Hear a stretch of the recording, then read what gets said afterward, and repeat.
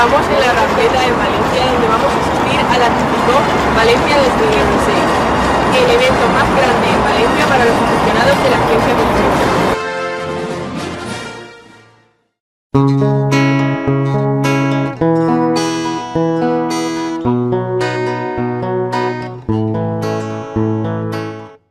La primera vez que a este evento sí es la primera vez que vengo, pero me gustaría venir a bastantes eventos más que pueden realizar el año que viene. No, ya estuve el año pasado.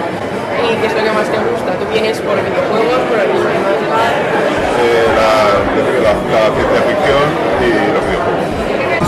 Soy más de anime y manga y de videojuegos, pero cómics estoy entrando en el mundillo ahora, pero más anime y todo eso. A la Típico vengo principalmente por la ciencia ficción, o sea, vengo por las películas, Star Wars, Marvel, DC Comics, también vengo por Indiana Jones, todo lo que viene siendo ciencia ficción.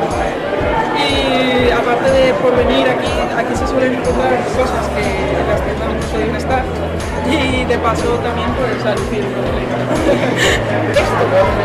Mi cosplay es de Spider-Man, que es una versión alternativa de Gwen Stacy, la novia que se murió de Spider-Man, en un mundo paralelo. Y empezó a salir en el crossover que hay de Spider-Man, que es una mezcla de todos los Spider-Man que han sacado hasta ahora. Y ahí es donde aparece la No es realmente cosplay porque no he terminado, pero voy de un poquito yo del anime de los Live School Idol Project. ¿Es la primera vez que haces esto? No, llevo ya, empecé en un 12 años, tengo 23, o sea, llevo muchos años. Lo que pasa es que pues, las universidades, en los institutos, siempre hay parados. Entonces suelo pararlo y cuando